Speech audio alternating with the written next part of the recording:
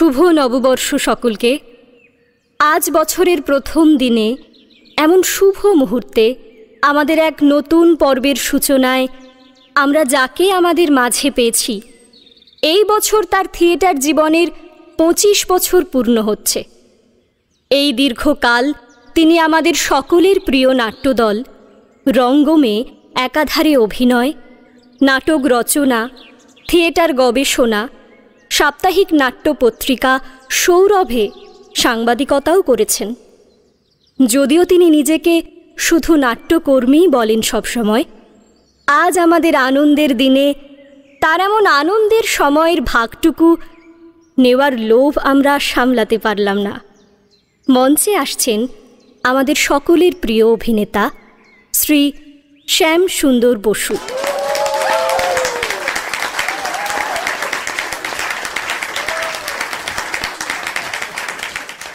আমি শ্যাম সুন্দর বসু আজ এই মঞ্চে দাঁড়িয়ে আপনাদের থেকে সম্মান পাচ্ছি 25 বছর থিয়েটার করার। সত্যি কেমন হুশ করে সময়টা পেরিয়ে যায় না। মনে হয় এই তো সেদিন স্কুলের থিয়েটারের জানলা দিয়ে রঙ্গমে এসে পড়লুম। তারপর 35টা বছর কেটে গেল কোথা দিয়ে। এই 25 শুনে শুনে সেদিন পুরনো ডায়েরি খুঁজতে খুঁজতে মনে হলো অনেকটাই পথ। হ্যাঁ, অনেকটাই। আজ থেকে প্রায় 20 বছর আগে আমাদের রঙ্গমের ঘরে একজন বলেছিলেন যে থিয়েটার আসলে একটা দর্শন। হ্যাঁ, একটা দর্শন। থিয়েটার তুমি ছাড়তে পারো, কিন্তু থিয়েটার তোমায় কখনো ছাড়বে না। আমরা যারা থিয়েটার করি, যারা সত্যি থিয়েটারের রূপ রস গন্ধের মধ্যে বেঁচেছি, ঘাম ঝরিয়েছি, স্বাদ পেয়েছি সেই অতিলৌকিক স্তরকে ছুঁতে পারার আনন্দের, তাদের যাপনের সাথে মিশেই গেছে থিয়েটার। মানে ধরুন আমরা যেখানেই যাই, যেমন আজকে এখানে এসেছি, বা যা কিছুই করি, আমরা বন্ধুদের সঙ্গে আড্ডা দিতে যাই, আমরা সিনেমা দেখতে যাই, আমরা বেড়াতে যাই, বা ধরুন আমরা কোনো নিমন্ত্রণ বাড়িতে যাই, যেখানেই যাই না কেন আমাদের সাথে থিয়েটার হাত ধরে চলে। আমরা কখনোই এই স্রোতের সাথে মিশে যেতে পারি না। কেমন একটা অস্বস্তি হয়। বুঝতে পারি যে আমার সাথে কেউ তো আছে, যে ঘুলিয়ে যেতে চাইলেই ঘুলিয়ে যেতে দিচ্ছে না। একটা অসম্ভব সুনামির মাঝখানেও একটা তীব্র দৃঢ় নোঙর গেঁথে রেখেছে। কিন্তু জীবনে কখনো কখনো এমন একটা সময় আসে যখন আমাদেরও এই সমস্ত দর্শন, চিন্তা, এই সমস্ত কিছু গুলিয়ে যায়। আমরা হারিয়ে ফেলি পথ। আসলে জীবনের কাছে কেমন করে যেন হেরে যাই আমরা সকলেই কোনো না কোনো সময়। আমরা যারা থিয়েটার করি তারাও তার ব্যতিক্রম নই। আমরাও একসাথে থাকার কথা বলতে বলতে হঠাৎ কখন নিজেরাই একলা হয়ে যাই। আসলে আমার এই 25 বছরের থিয়েটারের জীবনে প্রথম 5 বছরের পর একটা দীর্ঘ 4 বছরের অন্ধকার সময় আছে, যখন আমি শ্যাম সুন্দর বসু, আমিও জীবনের কাছে হার স্বীকার করে নিয়েছিলাম। একলা সে সমস্ত সময়গুলোতে আমি ভুলে গিয়েছিলাম ভালোবাসতে। কিন্তু ওই যে বললাম, আমাকে থিয়েটার কখনো ছাড়েনি। থিয়েটার আমাকে জীবনে কতগুলো সত্যি মানুষ দিয়েছিল। হ্যাঁ, প্রিয় বা অপ্রিয়র কথা বলছি না, সত্যি মানুষ, নিখাদ বন্ধু দিয়েছিল। আমরা একসাথে বাঁচতাম, একসাথে ঘাম ঝরাতাম, একসাথে অভ্যাস করতাম, ঠিক যেমন আজও করি। একটা সমবায়িক প্রয়াস তো আমাদের এই থিয়েটার। এই যে দেখুন, আমি বারবার বলছি আমাদের। আমি কিন্তু আমার বলতে পারছি না, চাইলেও পারবো না। আসলে আজ আমাদের অনেকের 25 বছর হচ্ছে। হ্যাঁ, আমার একার নয়, আমরা তো একসাথেই পেরেছি। আমরা কেউ হয়তো জিততে পারিনি, অনেক আলোর মাঝখানে এসে দাঁড়াতে পারিনি, কিন্তু আমরা কেউ অন্যকে হারতে দেইনি। আমরা কেউ কাউকে একলা করে অন্ধকারে ফেলে রেখে আসিনি।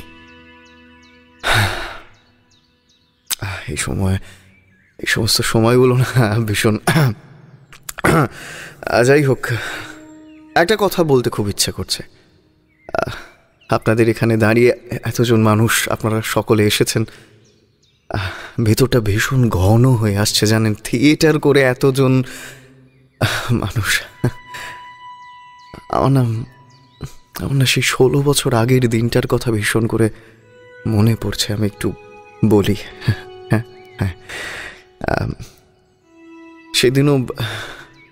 সেদিনও একটা সংক্রান্তির সন্ধে ছিল। রবির বাড়িতে 4 বছর পর, হ্যাঁ 4 বছর পর আবার আমাদের দেখা হয়েছিল, আমাদের 6 জনের। ক্ষয়ে ক্ষয়ে যাওয়া এ সময় মেনে নেয় তার পরাজয়, জীবন পড়ে ধুলোতে হারিয়ে সঞ্চয়। ভাই ভাই ভাই ভাই ঠিক আছে ঠিক আছে, চেপে যা ভাই। গান গাস না, তুই কবিতা বল, আবৃত্তি কর না। এটা কি কবিতার মতো করে বল? এক থাবড়া দেবো কিন্তু, বেখাপ্পা ভুলভাল সময় মেজাজ খিঁচড়ে দিবি না। থাবড়াটা মনে আছে তো? না তুই কি করবি বল, মারবি? আচ্ছা তুই যদি গান করবি তাহলে চিলের ছাদে গিয়ে কর না। ভীষ্মলোচন আমার। এই শালা ভীষ্মলোচন মানে? তুই তো গান গাইতে পারিস না। আমি বলেছি এইসব কথা বলবি না আমাকে। আস্তে, কুল কুল। উফ, তোমরা না সত্যি বদলালে না। আমরা কি তোর স্টার দাদাদের মতো নাকি সুযোগ খুঁজি পাল্টিবাজি? আচ্ছা রবি আজ হঠাৎ ডাকলো কেন বলতো? জরুরি তলব। আমিও ভাবছি কেসটা কি বলতো? ওই দুটো মদ না কেউ ডেকেছে নাকি? আচ্ছা তুই তো রাস্তার ওই দিক থেকে এদিকে এলি, ওর মতো আমার মতো ট্রেন বাস করতে আসতে হয়নি। এসে থেকে তাই তো 2 রাউন্ড চা বাদাম মুড়ি ছাড়িয়ে দিলি, তারপর কি তার সারে গান ধরেছিস। তোর ফাটছে কেন? মুখে লাগাম দে চুল্লুখোর, গলায় পা তুলে দেবো কিন্তু। আমার গায়ে হাত দিচ্ছিস? এই কালো মতো মুখটা সরা না, কালো মতো তোকে আমি বলেছি এসব বারণ করেছি, তোকে আমি বলে দিলাম। ওকে সামলা বলে দিলাম, আমি সামলাও ছোট ভাই, তোকে আমি বলে দিয়েছি। ঠিক আছে দেখ। হ্যাঁ কোথায়, কখন আসছিস? আচ্ছা তাড়াতাড়ি আয়। হ্যাঁ না শাম আসেনি এখনো, না ফোনও করেনি। তুই আয়। কি আনবি? ফুলুরি? মুড়ি মাখতে বলবো?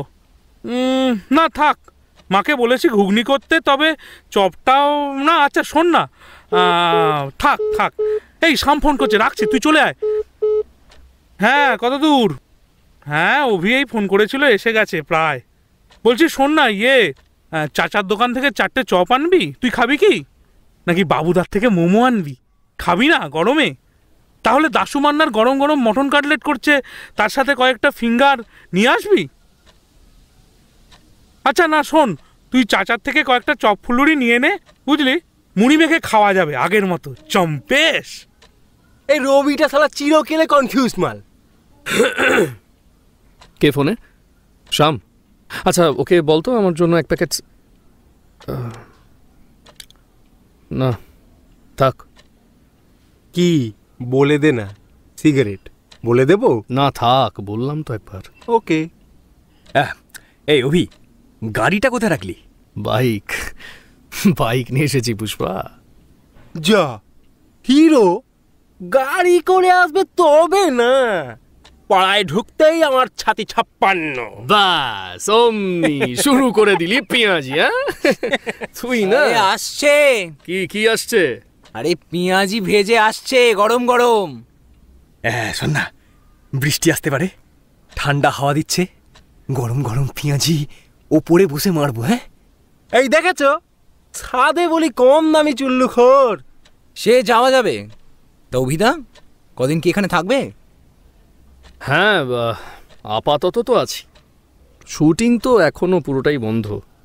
ফ্ল্যাটেও একা লাগছিল, আর মাও বারবার বলছিল। চলে এলাম, কদিন থাকি। হ্যাঁ ভালো করেছিস। একলা মানুষটা, আর কি জানিস তো, সময়টাই না ভীষণ একা একা। সময়টা মিস করিস? লে, 4 বছর পর বলতে এসছে মিস করিস? ব্যস্তবাবুর একসঙ্গে দেখাই পাওয়া যায় না, নেহাত লকডাউন তাই। যাকে ছাড়। এই আউটডোরে তো লাস্ট মধুপুরে গেলি না? হ্যাঁ, 7 বছর আগের বাইক ট্রিপের সেই ধাবাটাতে আমি প্রোডাকশনকে বলেছিলাম লাঞ্চ করাতে। আমি তো চাও বরাবর জানিস। আর পাশে একজন ভাতের থালি নিয়েছিল, বহু পুরনো চেনা গন্ধটা না? শাম সেদিন ভাত নিয়েছিল, তারপর আমরাও। 7 বছরেও গন্ধ দিয়ে মাত করে যাচ্ছে বলছিস? আচ্ছা, কে বলেছিল বল ওখানে থামাতে? ভাই, আমার সাথে যেখানে যাবি পুরো এ ক্লাস। অমনি মানে তুই না। ট্যুর গাইড দি ভাস্কো দা গামা। ঠিক আছে, বেশি কোচ লিও না, পুরনো লেবু পচ করে তেতো রস বেরিয়ে যেতে পারে। যাক, আরে রবি, আজ সবাইকে হঠাৎ বাড়িতে রাখার কারণটা কি রে? হ্যাঁ, ভালোই আছে সবাই কাকিমা। হ্যাঁ হ্যাঁ, সবাই ভালো। ওহো, এসে গেছিস সবাই। এই তেলে ভাজাগুলো কাকিমাকে দিয়ে দিয়েছি রবি। ভালো আছিস রবি? হ্যাঁ দিব্য, ছিলাম এতক্ষণ। এই বলছি, ছাদে বসবি বলছিলি, চল। বৃষ্টি আসছে মনে হয়। ভিজবো। আচ্ছা শোন না, চিলেকোটায় বসবো, চল। এই দাঁড়া দাঁড়া, এই শাম, তুই নাকি কোন গ্রামে এনজিও স্কুলে পড়াচ্ছিস? হ্যাঁ, না মানে পড়াচ্ছিস না ক্লাসে আসতে গিয়ে পালাস? আরে উপরে গিয়ে কথা হবে, চল না। আরে দাঁড়া না, পালানো তো ওর স্বভাব, তুই এরকম করছিস কেন? কিরে শাম, এমন চুপ করে থেকে থেকে তো অনেক কিছুই। হ্যাঁ কিরে? অভি, এই অভি, ছাদে চল। অভি, ছাদে চল। উফ অমিয়ত, কি এত চাপ খাচ্ছিস কেন? হ্যাঁ না রে শাম, ভালো কাজই করছিস, পড়া বাচ্চাগুলোকে, বুঝলি? এমন একটা সময় সব কিছুকে যেন পেছনে টানছে, সবটাকে দূর ভবিষ্যতে চালনা করছে একটা ভয়ঙ্কর শূন্যতার দিকে। তুই পড়া ভাই। হ্যাঁ, সেদিন পড়লাম ইউনিয়ন মিনিস্ট্রি ছোটদের, মানে একেবারে প্রাথমিক স্তরের বাচ্চাদের বিশেষ তালিমের জন্য নিপুণ ভারত প্রকল্প পিছিয়ে দিল 2 বছর। এই 2 বছরে বাচ্চাগুলো থেমে থাকবে? এই বজ্র আটুনি ফসকা গেরোয় কতজন আজীবন নিরক্ষর থেকে যাবে কে জানে। আর সবটা একটা রোগের ফিকিরকে সামনে রেখে। আহ, রোগটা তো নিশ্চয়ই চিন্তার। এত মানুষ এভাবে মারা যাচ্ছে, ভয় তো হয়। হ্যাঁ, ভয় তো হয়। প্রতিদিন যদি কাগজে ছাপতো কতজন আজ টিভিতে মরল, আর কতজন ক্যান্সারে মরল, আর কতজন অনাহারে কিংবা কজন অতিভোজনে, তখন দেখতে ভয়ের বহরটা। রোগ আছে, সচেতনতা তৈরি করতে হবে। চিকিৎসা ব্যবস্থা ঠিক করতেই যদি সব বন্ধ করে এতদিন বসে থাকা, তাহলে আজ যখন রোগটা আবার ফিরে এলো, তোমাদের কেন নগ্ন হতে হলো? কারণ কোনো প্রস্তুতিই ছিল না, শুধু স্বার্থ অনুযায়ী যে যেমন পারছে ব্যবহার করে নিচ্ছে। এই জানিস, এই মধুপুর যাওয়ার আগে আমার সেদিন খুব একদম জ্বর, সর্দি, কাশি, স্বাদ গন্ধের কথা তো বাদই দিলাম, মাথা তুলতে কষ্ট। প্রডিউসারকে ফোন করলাম। হ্যাঁ, কি বললো জানিস? টেস্ট করিয়েছেন? করাননি তো? চলে আসুন, আমি যতটা সম্ভব আপনাকে কমফোর্ট জোনে রাখবো আর কি। মানে টাকা ঢুকে থাকলে সব টিং টিং, আর না থাকলে ঘেচিং ঘাচ। সে কি রে, কি বলছিস? হ্যাঁ, ও ঠিকই বলছে। আমাদের কোম্পানিতে কয়েকটা ছেলে ডিউটি করে, তাদেরও সমস্যা থাক না থাক ডিউটি যেতেই হবে। এসেন্সিয়াল কি না? অবশ্য কলকাতার বাইরে যত যাবি এসব কিছুই পাবি না। এই 2 বছরেও ওদিকে জীবনের সেরকম কোনো পার্থক্য নেই। শালবনির আশেপাশের গ্রামগুলো তো ঘুরি, বেশ ধান রুইছে, সবুজ চারদিক। গাছতলায় বসে একসাথে গোল হয়ে মুড়ি বা ভাত পর্ব যেমন চলতো তেমনি চলছে। একটু ভেতর দিকে গেলে তো করোনা বললেও কেউ বুঝবে না যে তুই কি বলছিস। যারা টিভি দেখে তারাই ওই একটু আধটু জানে। এরকম ব্যাপার নাকি? খুঁজই পাই না এসবের। 150 কিলোমিটার এদিক ওদিক, জীবন কত পাল্টে যায়। তবে একটা ব্যাপার শাম, এই যে এনজিওগুলো এত কাজ করে প্রত্যন্ত এলাকাগুলোয়, আমার কেমন মনে হয় এরা আছে বলেই, এরা কাজ করে দিচ্ছে বলেই সরকারও নিজের দায়িত্ব নিয়ে ভাবে না। কথাটা ভুল যে একেবারে তা নয়, এটা বোঝাতে বুঝতেও হয়। সংস্থাগুলো একটা রিলিফ দিতে পারে সাডেন ক্রাইসিসে, কিন্তু স্থায়ী সমাধান সরকারই করতে পারে। যেমন ধরো পশ্চিমবঙ্গে প্রাথমিকে শিক্ষক পিছু ছাত্র 29 আর উচ্চ প্রাথমিকে 27। এই ভয়ঙ্কর ঘাটতিটা সাময়িকভাবে এনজিওগুলো মেটাতে পারে, কিন্তু এদের শিক্ষার স্থায়ী সমাধান তো সরকারই করতে পারে একমাত্র। আবার এই এক অনলাইন ব্যবস্থা, আমাদের রাজ্যের স্কুলগুলোতে তো ইন্টারনেট আছে এই 10% স্কুলে। ছাত্রদের ব্যক্তিগত ক্ষেত্রগুলো জাস্ট বাদ দাও। বাহ সুজিত, বেশ চর্চায় আছিস তো এখনো। আসলে কি ব্যাপারটা জানিস তো, এটা না অনেকটা ওই ওভারটার্ন উইন্ডোর কনসেপ্টের মতো হয়েছে। মানে ধর, একটার পর একটা জানলা ফিল্টারের মতো চোখের সামনে মেলে দিচ্ছে, তাতে যেমন দেখাচ্ছে দেখছিস, বুঝতেও পারছিস না কাল যা তুই অকল্পনীয় ভাবতিস, আজ অন্য ফিল্টারে সেটাই কঠোর বাস্তব। যেন এইটাই মানে এই রকমটাই হওয়ার কথা ছিল আর কি। বুঝতে পারছিস আমার কথাটা? সেদিন মেদিনীপুরে গেছিলাম, এক পাড়ায় শুনলাম টিউবওয়েল তুলে দিয়ে মন্দির করবে বলে খুব হাঁক ডাক করছে। ভাব একবার। হ্যাঁ, ওটা তো এখন মেইন স্ট্রিম, খাসা বাজেট আছে, রিটার্ন যতই এখনকার কমার্শিয়াল বাংলা সিনেমার মতো হোক না কেন। না, তুই বলছিস বটে মেইন স্ট্রিম, কিন্তু সেইটা বলে না নিশ্চিন্তে নিশ্চেষ্ট থাকার কোনোই অবকাশ আছে বলে অন্তত আমার মনে হয় না। না, যদি খাবার জল ছেড়ে মন্দির বানানো শুরু হয়, পোলারাইজেশনের অন্ধকার একটা মস্ত কারবার চলে, আর এতে ঠিক এইভাবে সুস্থ চিন্তাগুলো সরে যায়। বিবেকবান চিন্তক মানুষগুলোকে আগে এরা অপ্রাসঙ্গিক করে তুলতে থাকে, আর তখন ওই সত্যি সত্যি অশনি সংকেত, মনুষ্যত্বের অন্তহীন প্রতিকারহীন পরাভব অনিবার্য। ঠিক বলেছ অভিদা। বিদ্বেষের বীজ যদি তুমি ভেতরে ভেতরে বাড়তে দাও, তাহলে বিষবৃক্ষ বুকের খাঁচায় জাল বিস্তার করে। রাস্তাঘাটে এমন অনেক কথা শুনি যা এই 28 বছরের জীবনে আগে শুনিনি। তবে মাঝে মাঝে এটাও মনে হয়, এই যে দামামা একটা বাজিয়ে তোলা সারাক্ষণ, এই তো দেখো মেরুকরণ করা হচ্ছে, উফ কি প্রচণ্ড মেরুকরণ, এটাও কি অনেকটা ফানুস নয়? খানিকটা বিস্মিত হয়ে গিলে নেওয়া। হ্যাঁ সত্যি তো হচ্ছে তো। হ্যাঁ তো, তাই তো। সেলস মার্কেটিংয়ে যদি তুই বিশ্বাস করাতে পারিস, তাহলে কাজ অনেকটাই হয়ে যায়। বাস্তব যাই হোক, শেয়ার বাজারের মতো ছড়িয়ে দেয় দাম বাড়বে। সবাই বিশ্বাস করতে শুরু করলে একসময় সত্যিই দাম বেড়ে যায়। জাতীয়তাবাদের নাড়ি এমন করেই তাজা হচ্ছে, মাথাগুলোকে মুড়িয়ে দিয়ে। আর চিন্তায় তখন নিজের অধিকার আসে না, তখন মনে হয় এই তো দিচ্ছে, কত দিচ্ছে, পাইয়ে দিচ্ছে। বাহ, খোকা দেখছি পড়াশোনা করছে আজকাল।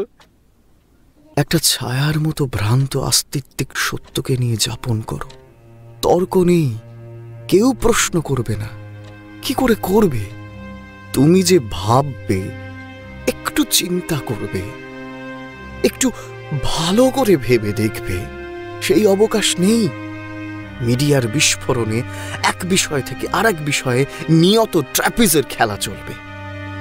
তুমি থেমে ভাবতে যাবে, আর সব শুদ্ধ সমাজের মূল স্রোত থেকেই হারিয়ে যাবে কালো কালো মাথা, অসংখ্য মাথা, কিন্তু একটাও মুখ তুমি দেখতে পাবে না, একটাও না।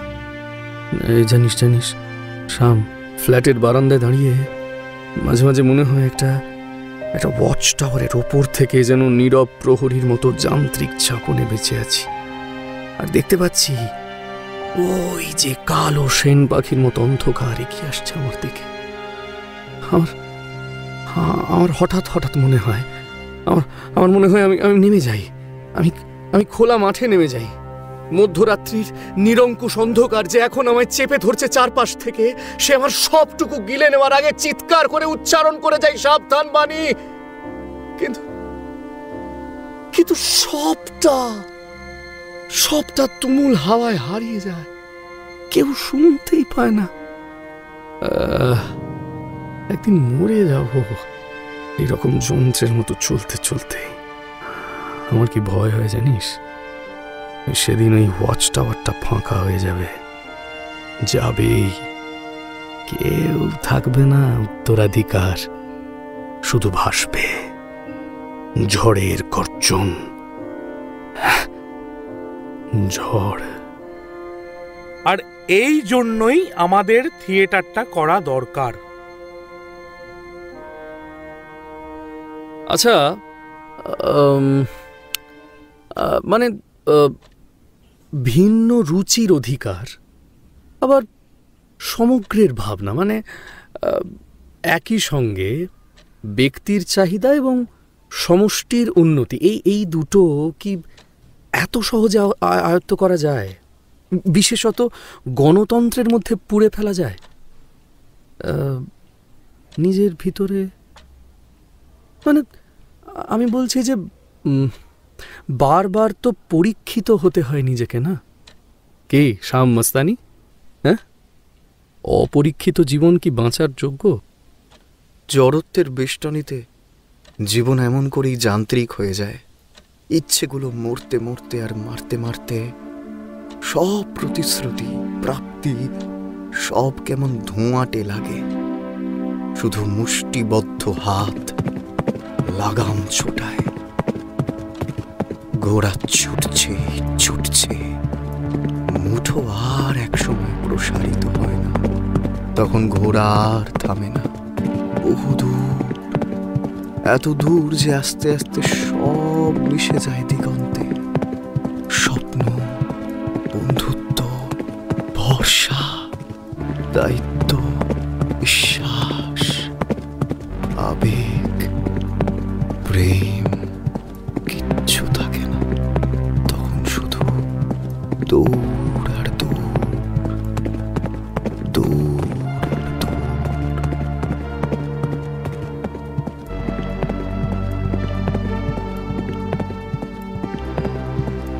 রাত্রির স্নিগ্ধতা মিশেছে তোমার ঠোঁটে, নেশাতুর মন ভিজেছে তোমার প্রেমে।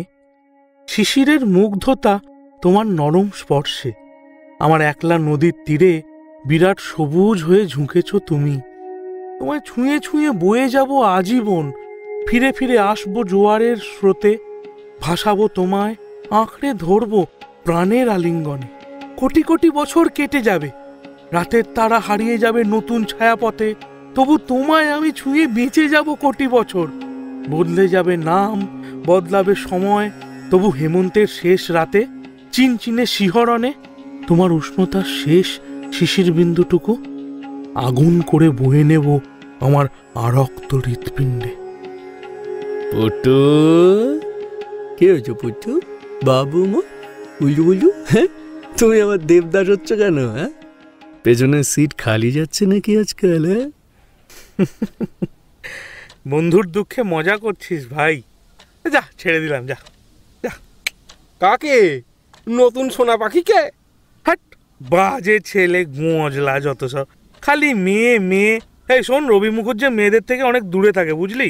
হ্যাঁ, এখনো হেসেই যা যা। হ্যাঁ ঠিক আছে, দাঁড়া মুড়ি নিয়ে আসছি, দাঁড়া। তোরা ছাদে গেলে যা, আমি মুড়ি নিয়ে আসছি। যা যা, আমি যাচ্ছি, যা।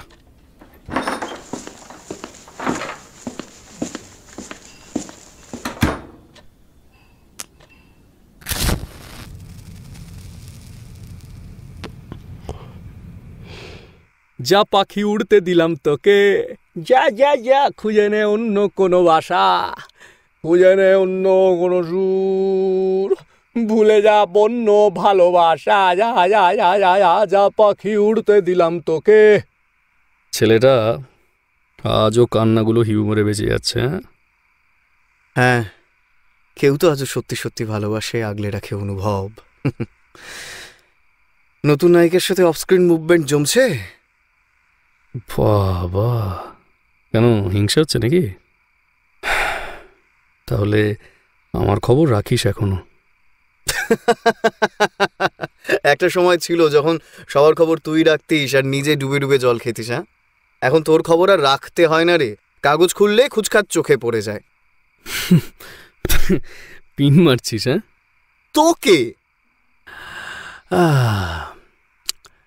এই রাত্রি কেমন আছে? ভালোই নিশ্চয়ই, ব্যাঙ্গালোরে সেটেলড। মানে সব কিছুর এখনো কি মানে চাস তুই? হ্যাঁ, কি মানে চাস? না না, আরে আমি রঙ্গম ছেড়ে চলে যাওয়ার পর ও আর থাকতে চাইনি। বলেছিল চোরের উপর রাগ করে মাটিতে ভাত খায় না।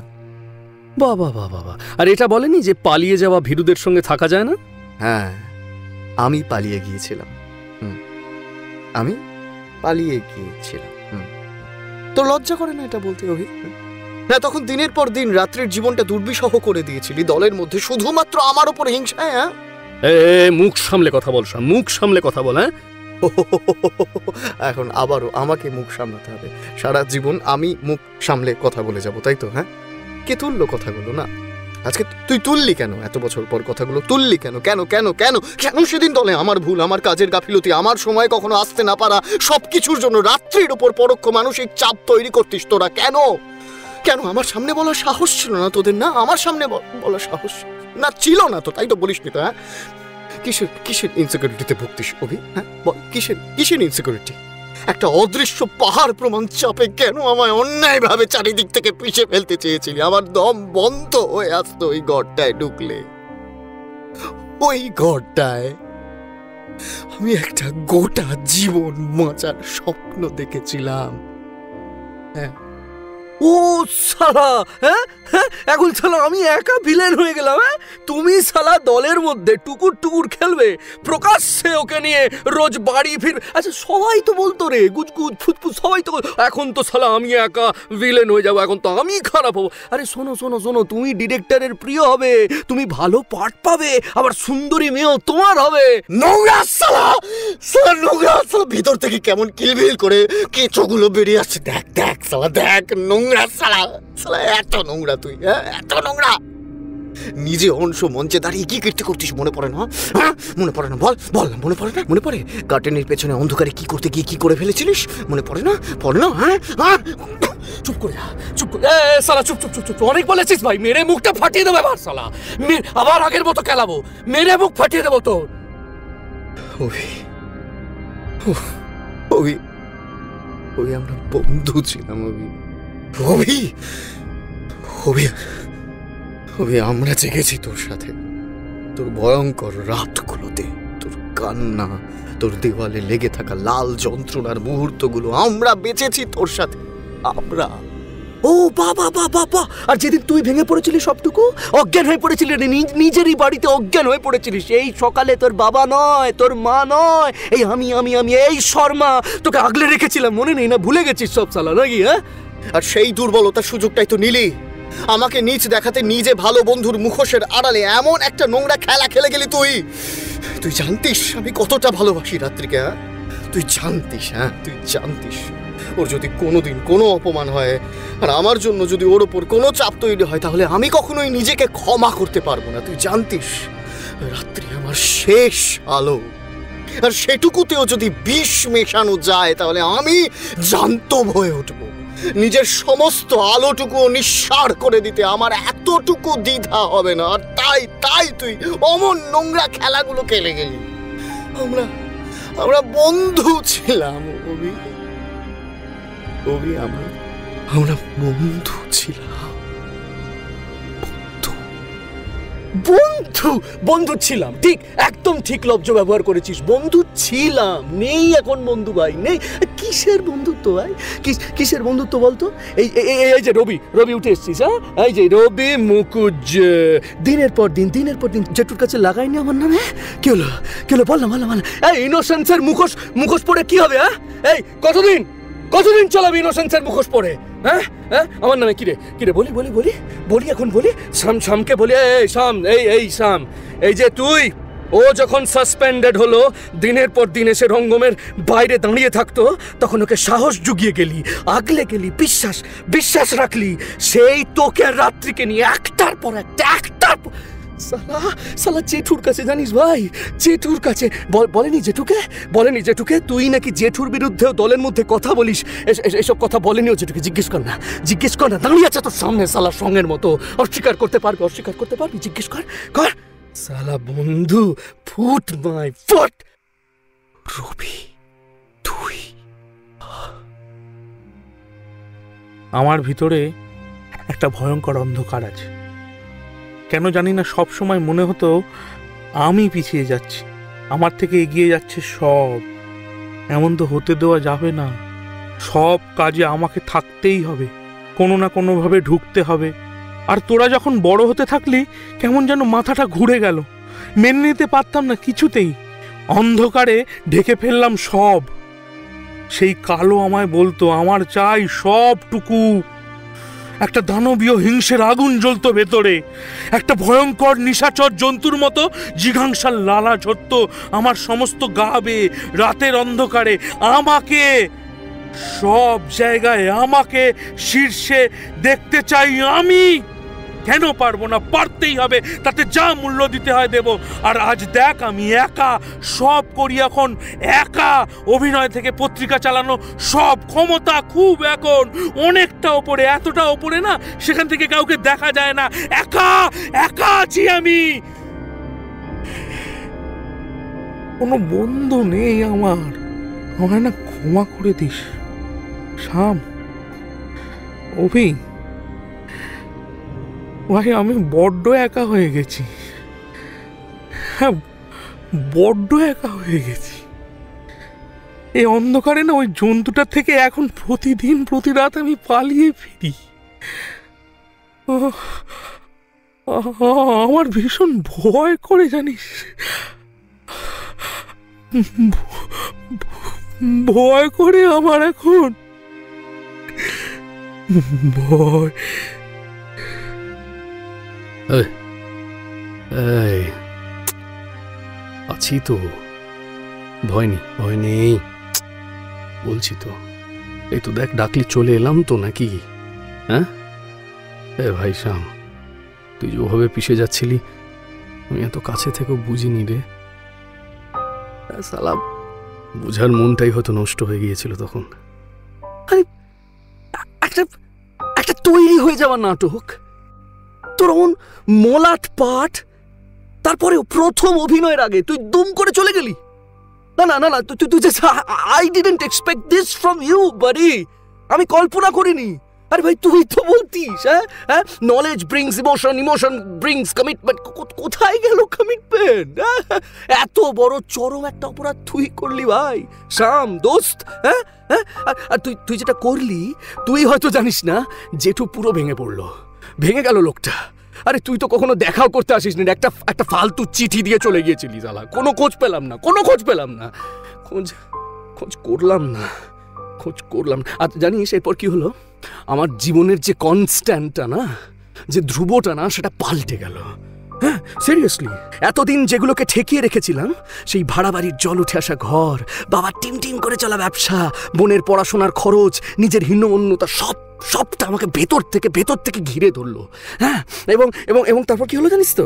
এই যে নাটকটা, যেটার ওপর আমি ব্যাংক করেছিলাম, আমি স্বপ্ন দেখছিলাম যে নাটকটা নিয়ে, হ্যাঁ, সেই নাটকটা পুরো বদলে গেল। আমার জীবনের নাটকটা বদলে গেল ভাই। সবটুকু ভেঙে গেল।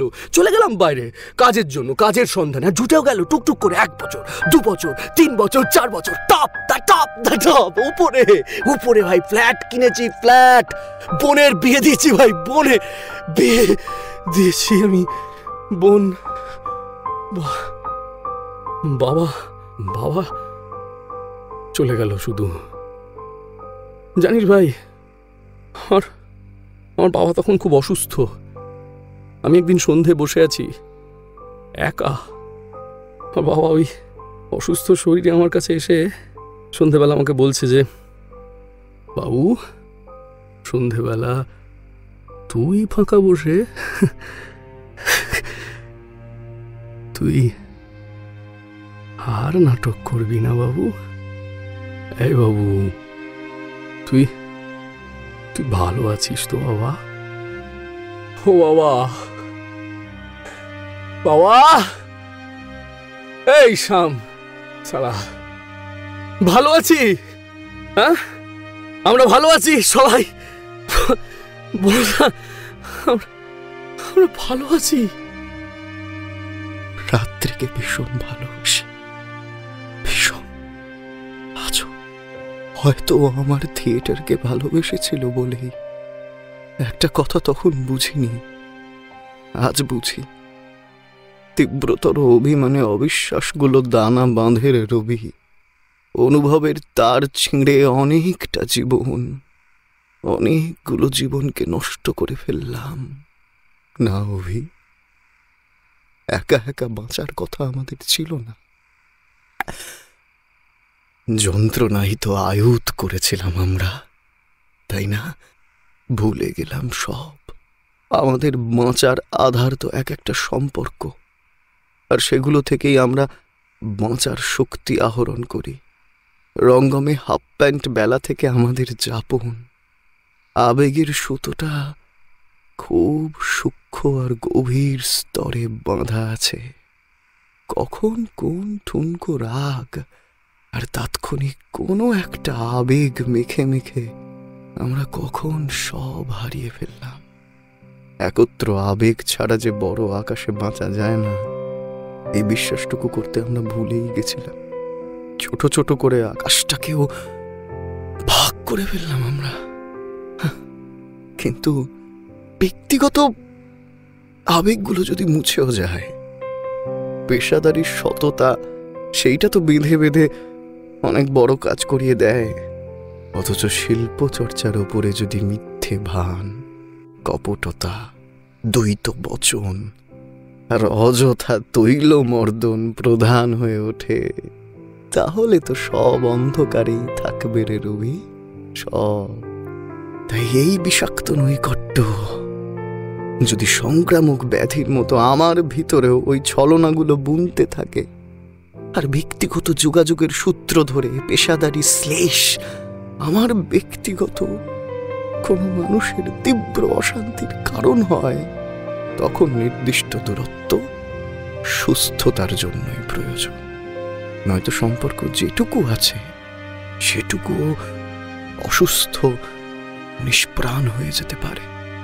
যেটুকু বেঁচেছিলাম, যেটুকু অতীত হলেও সত্য ছিল, সেইটাও মিথ্যে মনে হতে পারে।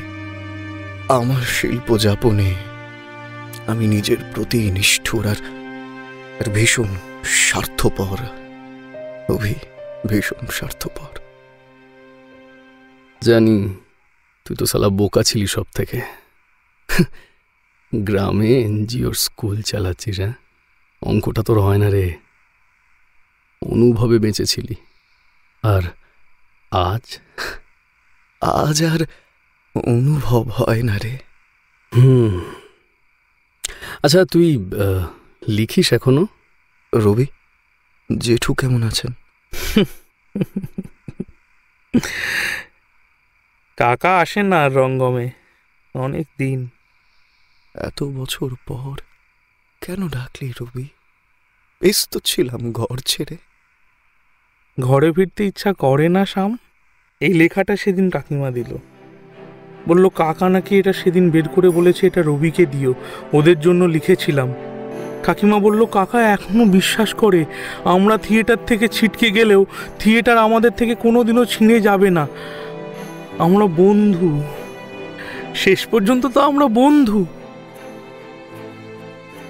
রবি, এই জন্যই আজ ডেকেছিলি?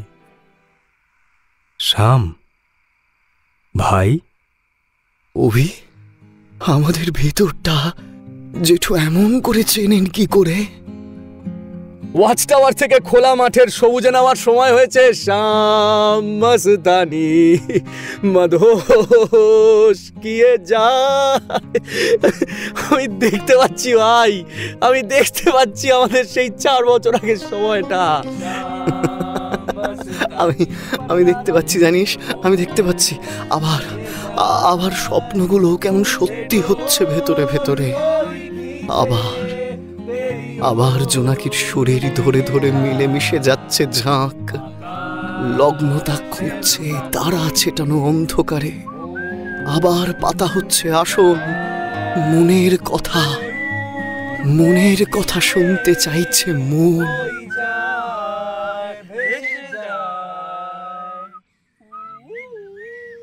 তারপর আবার রোজ দেখা হয় এক বারান্দায়।